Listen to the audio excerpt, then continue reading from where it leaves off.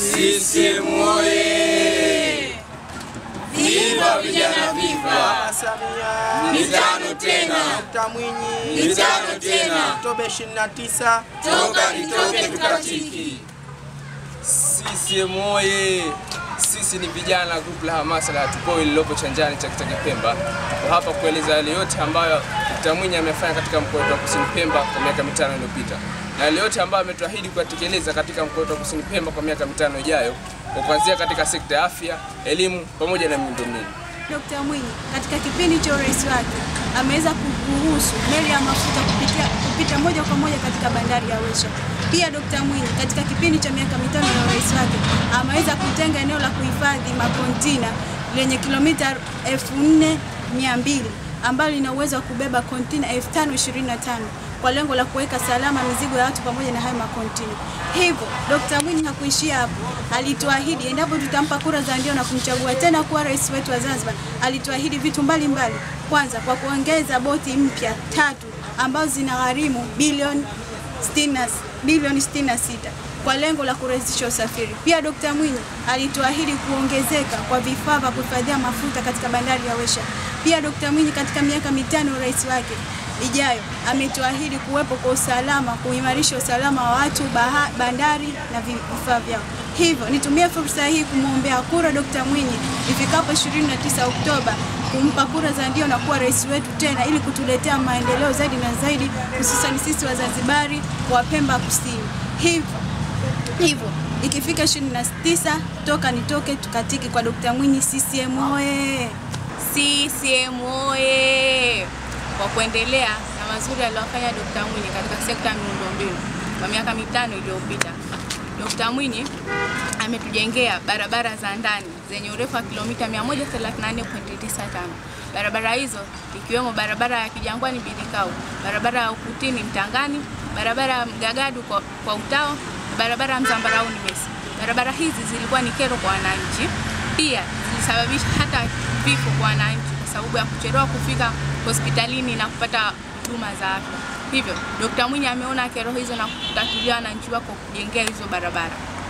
Pia Dkt. Mwinyi ametujengea madaraja mengi ikiwemo daraja la Shehia Michungwani. Daraja hili lilikuwa ni kero dhidi ya wanafunzi. Kipindi cha mvua wanafunzi ilikuwa hawawezi hata kwenda shule kwa sababu ya kutokuwa na miundombinu mizuri. Hivyo Dkt. Mwinyi ametujengea madaraja hayo ili kutatua kero za wanafunzi. Pia Dkt. Mwinyi ametujengea barabara kuu ikiwemo barabara ya Wete Chake yenye urefu wa kilomita 6.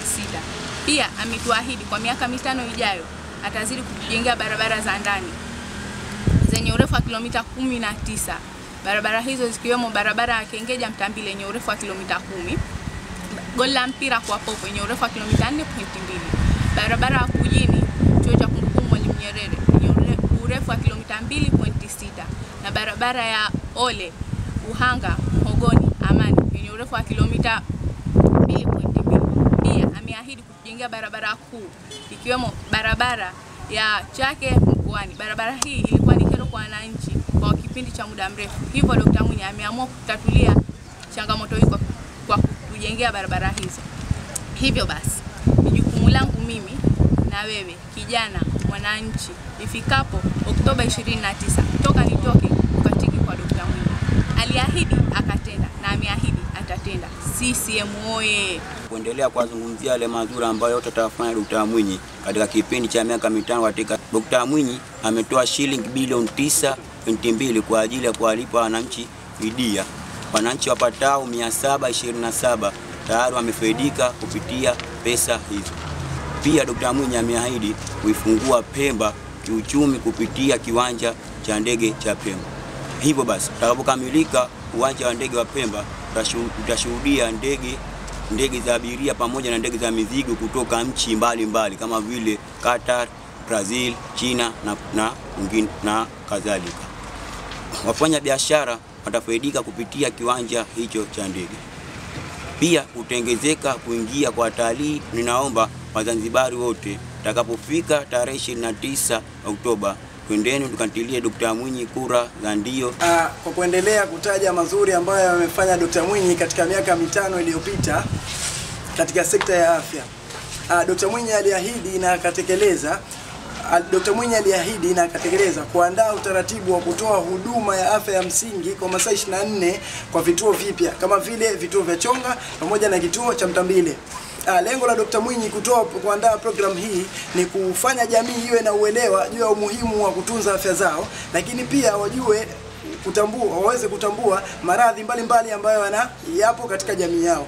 Lakini pia lengo la Dr. Mwinyi katika kuandaa program hii ni kupunguza ama kuondosha kabisa maradhi madogo ambayo yamo katika jamii. Lakini pia lengo la Dr. Mwinyi kuandaa program hii ni kupunguza ule mrundikano wa wagonjwa katika hospitali za wilaya na hospitali za mikoa.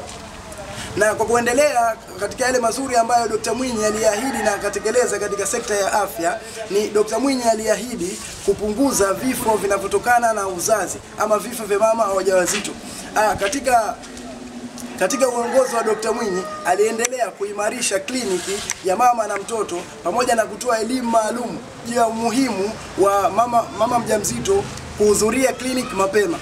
Naomba nichukue fursa hii kwa kuwaomba vijana wenzangu pamoja na wananchi kiujumla, ifikapo tarehe 29 Oktoba nitoke tukatiki kwa Dr. Mwinyi, kwani yajayo ni neema zaidi. Dr. Mwinyi ametupatia vipimo vya kisasa ambavyo ni bora, ambavyo havipatikani isipokuwa ni kwa zile hospitali ambazo ni hospitali bingwa.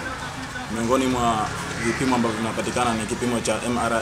Hichi ni mahususi kwa ajili ya upasuaji wa uti wa mgongo pamoja na upasuaji wa ubongo.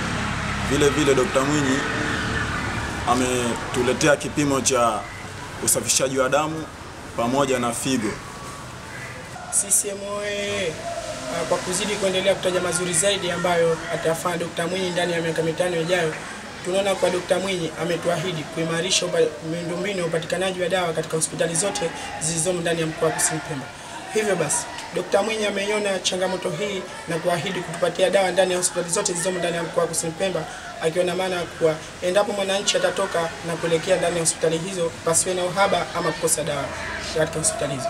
Pia Dr. Mwinyi ameahidi kujenga vituo vya afya katika mkoa huu wa Kusini Pemba, akiwa na maana kuwa endapo wananchi wataenda katika vituo hivyo wapate huduma kwa haraka na wapate huduma iliyo sahihi.